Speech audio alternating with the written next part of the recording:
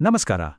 ನೋಡಿ, ಭಾರತೀಯ ಸಂವಿಧಾನ ಅಂದ್ರೆ ಅದು ಬರೀ ಕಾನೂನುಗಳ ಪುಸ್ತಕ ಅಷ್ಟೇ ಅಲ್ಲ. ಅದೊಂದು ಅದ್ಭುತ ವ್ಯವಸ್ಥೆ. ಸರ್ಕಾರ ಮತ್ತು ನಿಮ್ಮಂಥ ನಾಗರಿಕರ ನಡುವೆ ಅಧಿಕಾರದ ಬ್ಯಾಲೆನ್ಸ್ ತಪ್ಪದ ಹಾಗೆ ನೋಡ್ಕೊಳ್ಳುವ ಒಂದು ರಕ್ಷಣಾ ವ್ಯವಸ್ಥೆ. ಇವತ್ತು ನಾವು ಆ ವ್ಯವಸ್ಥೆಯ 3 ಅತಿ ಮುಖ್ಯ ರಕ್ಷಾ ಕವಚಗಳ ಬಗ್ಗೆ ಅಂದ್ರೆ ಗಾರ್ಡ್ ರೇಲ್ಗಳ ಬಗ್ಗೆ ತಿಳಿದುಕೊಳ್ಳೋಣ. ಸರಿ, ಶುರು ಮಾಡೋಣವಾ? ಮೊದಲಿಗೆ ಒಂದು ಮೂಲಭೂತ ಪ್ರಶ್ನೆಯಿಂದ ಶುರು ಮಾಡೋಣ. ಯಾವುದೇ ಸರ್ಕಾರದ ಪವರ್ ಅದು ಮಿತಿಯಿಲ್ಲದ ಹಾಗೆ ಆಬ್ಸಲ್ಯೂಟ್ ಆಗಿ ಬೆಳೆಯದಂತೆ ತಡೆಯೋದು ಯಾವುದು? ಉತ್ತರ ಸಿಗೋದು ನಮ್ಮ ಸಂವಿಧಾನದಲ್ಲೇ. ಅದು ನಮ್ಮೆಲ್ಲರ ಮೂಲಭೂತ ಹಕ್ಕುಗಳನ್ನ ಕಾಪಾಡೋಕೆ ಕೆಲವು ಸ್ಪಷ್ಟವಾದ ಗಡಿ ರೇಖೆಗಳನ್ನ ಹಾಕಿದೆ. ನೋಡಿ, ರೂಲ್ಸ್ ಮಾಡೋಕ್ಕಿಂತ ಮುಂಚೆ ಸಂವಿಧಾನ ಮೊದಲೊಂದು ಬಹಳ ಮುಖ್ಯವಾದ ಕೆಲಸ ಮಾಡಬೇಕಾಯ್ತು. ಅದೇನಂದ್ರೆ, ಈ ರೂಲ್ಸ್ ಎಲ್ಲ ಯಾರಿಗೆ ಅಪ್ಲೈ ಆಗುತ್ತೆ ಅಂತ ಮೊದಲು ಹೇಳಬೇಕಿತ್ತು. ಇಲ್ಲಿದಾನೆ ಆರ್ಟಿಕಲ್ 12 ಅಥವಾ ಅನುಚ್ಛೇದ 12ರ ಪಾತ್ರ ಬರೋದು. ಅದು ರಾಜ್ಯ ಅಂದ್ರೆ ಯಾರು ಅಂತ ಕ್ಲಿಯರ್ ಆಗಿ ಹೇಳತ್ತೆ. ಅನುಚ್ಛೇದ 12 ರಾಜ್ಯ ಅನ್ನೋದಕ್ಕೆ ಒಂದು ವಿಶಾಲವಾದ ವ್ಯಾಖ್ಯಾನವನ್ನೇ ಕೊಡುತ್ತೆ. ಯಾಕೆ ಹೀಗೆ? ಯಾಕಂದ್ರೆ ನಮ್ಮ ಮೂಲಭೂತ ಹಕ್ಕುಗಳನ್ನು ನಾವು ಬರೀ ಸೆಂಟ್ರಲ್ ಅಥವಾ ಸ್ಟೇಟ್ ಗೌರ್ಮೆಂಟ್ ವಿರುದ್ಧ ಮಾತ್ರ ಅಲ್ಲ, ಒಂದು ಮುನ್ಸಿಪಾಲಿಟಿ, ಪಂಚಾಯಿತಿ ಅಥವಾ ಸರ್ಕಾರದ ಕಂಟ್ರೋಲ್ನಲ್ಲಿರೋ ಯಾವುದೇ ಸಂಸ್ಥೆ ವಿರುದ್ಧನೂ ಚಲಾಯಿಸ್ಬೋದು ಅಂತ. ಆದರೆ ಇಲ್ಲೊಂದು ಇಂಟ್ರೆಸ್ಟಿಂಗ್ ಸಮಸ್ಯೆ ಶುರುವಾಗುತ್ತೆ. ಆ ವ್ಯಾಖ್ಯಾನದಲ್ಲಿ ಇತರ ಪ್ರಾಧಿಕಾರಗಳು ಅಂತ ಒಂದು ಪದ ಇದೆ ಅಲ್ವಾ? ಅದು ಸ್ವಲ್ಪ ಕನ್ಫ್ಯೂಸಿಂಗ್. ಒಂದು ವೇಳೆ ಸರ್ಕಾರ ತನ್ನ ಜವಾಬ್ದಾರಿಗಳಿಂದ ತಪ್ಪಿಸ್ಕೊಳ್ಳೋಕೆ ಬೇರೆ ಬೇರೆ ಕಾರ್ಪೊರೇಷನ್ಗಳನ್ನು ಮುಂದಿಟ್ರೆ ಏನ್ ಮಾಡೋದು?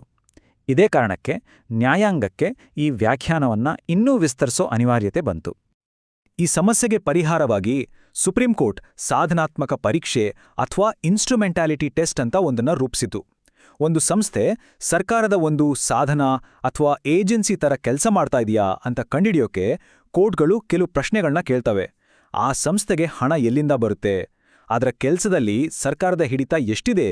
ಈ ಕಂಟ್ರೋಲ್ ಸುಮ್ಮನೆ ಮೇಲ್ನೋಟಕ್ಕ ಅಥವಾ ಆಳವಾಗಿದೆಯಾ? ಈ ರೀತಿ. ಈಗ ಇದು ನಿಜ ಜೀವನದಲ್ಲಿ ಹೇಗೆ ಕೆಲಸ ಮಾಡುತ್ತೆ ಅಂತ ನೋಡೋಣ. ಸುಖದೇವ್ ಕೇಸ್ನಲ್ಲಿ LIC ಮತ್ತು ONGC ಥರದ ಸಂಸ್ಥೆಗಳ ಮೇಲೆ ಸರ್ಕಾರದ ಕಂಟ್ರೋಲ್ ಜಾಸ್ತಿ ಇದ್ದಿದ್ರಿಂದ ಅವುಗಳನ್ನ ರಾಜ್ಯ ಅಂತಲೇ ಪರಿಗಣಿಸಲಾಯಿತು. ಆದರೆ ಝೀ ಟೆಲಿಫಿಲ್ಮ್ಸ್ ಕೇಸ್ನಲ್ಲಿ BCCI ಮೇಲೆ ಸರ್ಕಾರಕ್ಕೆ ಅಂಥ ಹಿಡಿತ ಇಲ್ಲ, ಹಾಗಾಗಿ ಅದು ರಾಜ್ಯ ಅಲ್ಲ ಅಂತ ಕೋರ್ಟ್ ತೀರ್ಪು ಕೊಡ್ತು. ಇದರಿಂದ ಈ ಪರೀಕ್ಷೆ ಇಷ್ಟು ಸೂಕ್ಷ್ಮವಾಗಿದೆ ಅಂತ ಗೊತ್ತಾಗುತ್ತೆ. ಸರಿ, ಮೊದಲನೇ ಗಾರ್ಡ್ ರೇಲ್ ಬಗ್ಗೆ ಗೊತ್ತಾಯಿತು. ಈಗ ಎರಡನೇದರ ಕಡೆ ಹೋಗೋಣ. ಒಂದು ವೇಳೆ ಯಾವುದಾದ್ರೂ ಕಾನೂನು ನಮ್ಮ ಮೂಲಭೂತ ಹಕ್ಕುಗಳಿಗೆ ತೊಂದರೆ ಕೊಟ್ರೆ ಫೌಲ್ ಅಂತ ಕೂಗೋಕ್ಕೊಬ್ಬ ರೆಫ್ರಿ ಬೇಕಲ್ವಾ? ಅದೇ ನಮ್ಮ ಸಂವಿಧಾನದ ಅನುಚ್ಛೇದ 13. ಅದೊಂದು ರೀತಿ ನಮ್ಮ ಕಾನ್ಸ್ಟಿಟ್ಯೂಷನಲ್ ರೆಫ್ರಿಯ ಸೀಟಿಯ ಹಾಗೆ. ಈ ಅನುಚ್ಛೇದ 13 ನಮ್ಮ ಕೋರ್ಟ್ಗಳಿಗೆ ನ್ಯಾಯಾಂಗ ವಿಮರ್ಶೆ ಅನ್ನೋ ಒಂದು ದೊಡ್ಡ ಅಧಿಕಾರವನ್ನು ಕೊಡುತ್ತೆ. ಅಂದ್ರೆ ಪಾರ್ಲಿಮೆಂಟ್ ಆಗಲಿ ಅಥವಾ ರಾಜ್ಯ ವಿಧಾನಸಭೆ ಆಗಲಿ ಅವರು ಮಾಡಿದ ಯಾವುದೇ ಕಾನೂನು ನಮ್ಮ ಫಂಡಮೆಂಟಲ್ ರೈಟ್ಸ್ಗೆ ವಿರುದ್ಧವಾಗಿದ್ರೆ ಆ ಕಾನೂನನ್ನೇ ಅಸಿಂಧು ಅಂದ್ರೆ ಇನ್ವ್ಯಾಲಿಡ್ ಅಂತ ಘೋಷಿಸೋ ಪವರ್ ಕೋರ್ಟ್ಗಳಿಗೆ ಇರುತ್ತೆ. ಇದೇ ನಮ್ಮ ಹಕ್ಕುಗಳಿಗೆ ಸಿಕ್ಕಿರೋ ನಿಜವಾದ ಶಕ್ತಿ. ಒಂದು ವಿಚಿತ್ರ ಸನ್ನಿವೇಶ ಯೋಚನೆ ಮಾಡಿ. ನಮ್ಮ ಸಂವಿಧಾನ ಬರೋಕ್ಕಿಂತ ಮುಂಚೆ ಅಂದ್ರೆ ಬ್ರಿಟಿಷರ ಕಾಲದ ಯಾವುದೋ ಒಂದು ಕಾನೂನಿದೆ.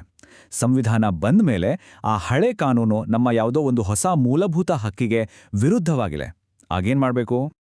ಇದಕ್ಕೆ ಉತ್ತರವಾಗಿ ನ್ಯಾಯಾಂಗ ಗ್ರಹಣ ಸಿದ್ಧಾಂತ ಅಂತ ಒಂದನ್ನ ತಂತು. ಇದರ ಪ್ರಕಾರ ಆ ಹಳೆಯ ಕಾನೂನು ಪೂರ್ತಿಯಾಗಿ ಸತ್ತು ಹೋಗಲ್ಲ. ಬದಲಿಗೆ ನಮ್ಮ ಮೂಲಭೂತ ಹಕ್ಕು ಸೂರ್ಯನ ಹಾಗೆ ಬಂದು ಆ ಕಾನೂನಿಗೆ ಗ್ರಹಣ ಹಿಡಿಸುತ್ತೆ. ಅದು ಇರುತ್ತೆ, ಆದರೆ ಇನ್ಆಕ್ಟಿವ್ ಆಗಿರುತ್ತೆ. ಒಂದು ವೇಳೆ ಭವಿಷ್ಯದಲ್ಲಿ ಆ ಮೂಲಭೂತ ಹಕ್ಕನ್ನೇನಾದರೂ ತೆಗೆದು ಹಾಕಿದ್ರೆ ಗ್ರಹಣ ಸರಿದು ಆ ಹಳೆ ಕಾನೂನು ಮತ್ತೆ ಆಕ್ಟಿವ್ ಆಗತ್ತೆ. ಸರಿ, ಹಾಗಿದ್ರೆ ಮುಂದಿನ ಪ್ರಶ್ನೆಗೆ ಬರೋಣ. ಸರ್ಕಾರ ಒಂದು ಹೊಸ ಕಾನೂನು ತರುತ್ತೆ, ಆದರೆ ಅದರ ಒಂದು ಸಣ್ಣ ಪಾರ್ಟ್ ಮಾತ್ರ ನಮ್ಮ ಮೂಲಭೂತ ಹಕ್ಕಿಗೆ ವಿರುದ್ಧವಾಗಿರುತ್ತೆ. ಹಾಗಂತ ಇಡೀ ಕಾನೂನನ್ನೇ ಕಿತ್ತು ಬಿಸಾಕ್ಬೇಕಾ? ಖಂಡಿತ ಇಲ್ಲ. ಇಲ್ಲಿಗೆ ಉತ್ತರನೇ ಪ್ರತ್ಯೇಕತಾ ಸಿದ್ಧಾಂತ. ಇದನ್ನ ಒಂದು ರೀತಿ ಲೀಗಲ್ ಸರ್ಜರಿ ಅನ್ಬೋದು. ಅಂದರೆ ಕೋರ್ಟ್ ಆ ಕಾನೂನಿನ ಯಾವ ಭಾಗದಲ್ಲಿ ಸಮಸ್ಯೆ ಇದೆಯೋ ಆ ಭಾಗವನ್ನ ಮಾತ್ರ ಕತ್ತರಿಸಿ ತೆಗೆಯುತ್ತೆ, ಉಳಿದ ಆರೋಗ್ಯಕರವಾದ ಕಾನೂನನ್ನ ಹಾಗೆಯೇ ಉಳಿಸ್ಕೊಳ್ಳುತ್ತೆ. ಆಟಗಾರರು ಯಾರು ಅಂತ ಗೊತ್ತಾಯ್ತು, ರೆಫ್ರಿ ಯಾರು ಅಂತನೂ ಗೊತ್ತಾಯ್ತು.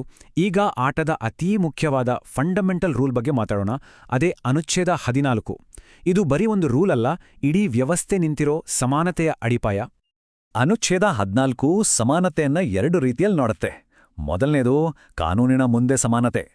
ಅಂದ್ರೆ ಸಿಂಪಲ್, ಪ್ರಧಾನಿಯಿಂದ ಹಿಡಿದು ಸಾಮಾನ್ಯ ಪ್ರಜೆಯವರೆಗೆ ಎಲ್ಲರೂ ಕಾನೂನಿನ ಮುಂದೆ ಒಂದೇ, ಯಾರಿಗೂ ಸ್ಪೆಷಲ್ ಟ್ರೀಟ್ಮೆಂಟ್ ಇಲ್ಲ. ಇನ್ನು ಎರಡನೇದು ಕಾನೂನುಗಳ ಸಮಾನ ರಕ್ಷಣೆ. ಅಂದ್ರೆ ಒಂದೇ ಪರಿಸ್ಥಿತಿಯಲ್ಲಿ ಇರೋರನ್ನ ಒಂದೇ ರೀತಿ ನಡ್ಸ್ಕೊಳ್ಬೇಕು ಅಂತ ಸರ್ಕಾರಕ್ಕೆ ಹೇಳೋದು. ಆದ್ರೆ ಸಮಾನತೆ ಅಂದ್ರೆ ಎಲ್ಲರನ್ನೂ ಒಂದೇ ತಕ್ಕಡಿಯಲ್ಲಿ ತೂಗೋದು ಅಂತನಾ? ಖಂಡಿತ ಇಲ್ಲ. ಸಮಾಜದಲ್ಲಿ ನ್ಯಾಯ ಸಿಗ್ಬೇಕು ಅಂದ್ರೆ ಕೆಲವೊಮ್ಮೆ ಬೇರೆ ಬೇರೆ ಗುಂಪುಗಳನ್ನ ಬೇರೆ ಬೇರೆ ರೀತಿ ನೋಡ್ಬೇಕಾಗತ್ತೆ. ಇದನ್ನ ಕಾನೂನು ಸಕಾರಣ ವರ್ಗೀಕರಣ ಅಥವಾ ರೀಸನಬಲ್ ಕ್ಲಾಸಿಫಿಕೇಶನ್ ಅಂತ ಕರೆಯುತ್ತೆ. ಒಂದು ವರ್ಗೀಕರಣ ಸರಿ ಇದೆಯಾ ಇಲ್ವಾ ಅಂತ ನ್ಯಾಯಾಲಯ 2 ಪ್ರಶ್ನೆಗಳನ್ನ ಕೇಳುತ್ತೆ. ಮೊದಲನೇದು, ನೀವು ಬೇರೆ ಬೇರೆ ರೀತಿ ಟ್ರೀಟ್ ಮಾಡ್ತಿರೋ ಗುಂಪುಗಳ ನಡುವೆ ನಿಜವಾಗಿಯೂ ಒಂದು ಅರ್ಥಪೂರ್ಣ ವ್ಯತ್ಯಾಸ ಇದೆಯಾ? ಎರಡನೇದು, ಆ ವ್ಯತ್ಯಾಸಕ್ಕೂ ಮತ್ತು ಕಾನೂನಿನ ಉದ್ದೇಶಕ್ಕೂ ಏನಾದರೂ ಲಾಜಿಕಲ್ ಕನೆಕ್ಷನ್ ಇದೆಯಾ? ಈ 2 ಪ್ರಶ್ನೆಗಳಿಗೆ ಹೌದು ಅಂತ ಉತ್ತರ ಬಂದ್ರೆ ಮಾತ್ರ ಆ ವರ್ಗೀಕರಣ ಸರಿ. ಈಗ ಬರೋದು ಒಂದು ಐತಿಹಾಸಿಕ ಮಾತು.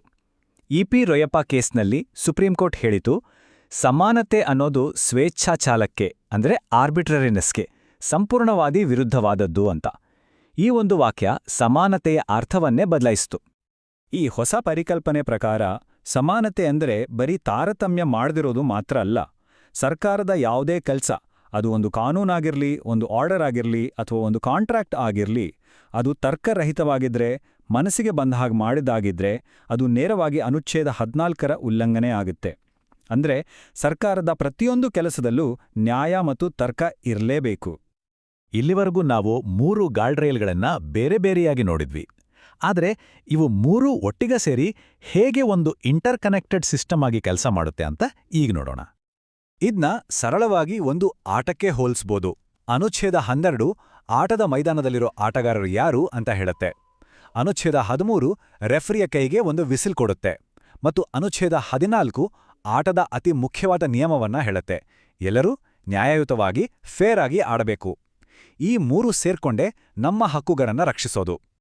ಹೋಗೋ ಮುಂಚೆ ಒಂದು ಯೋಚನೆ ಮಾಡಬೇಕಾದ ಪ್ರಶ್ನೆ. ಇವತ್ತಿನ ದಿನಗಳಲ್ಲಿ ರಾಜ್ಯದ ಅರ್ಥ ಬದಲಾಗ್ತಿದೆ. ದೊಡ್ಡ ದೊಡ್ಡ ಖಾಸಗಿ ಕಂಪನಿಗಳು, ಟೆಕ್ ಜಾಯಿಂಟ್ಗಳು ಸರ್ಕಾರದಷ್ಟೇ ಪ್ರಭಾವಶಾಲಿಯಾಗಿವೆ. ಹೀಗೆ ಬದಲಾಗ್ತಿರೋ ಜಗತ್ತಿನಲ್ಲಿ ನಮ್ಮ ನಾಳಿನ ಹಕ್ಕುಗಳನ್ನು ಕಾಪಾಡೋಕೆ ನಮ್ಮ ಸಂವಿಧಾನದ ಈ ರಕ್ಷಾ ಕವಚಗಳು ಹೇಗೆ ಅಡ್ಯಾಪ್ಟ್ ಆಗಬೇಕು, ಹೇಗೆ ವಿಕಸನಗೊಳ್ಬೇಕು, ಇದೊಂದು ಯೋಚಿಸಬೇಕಾದ ವಿಷಯ.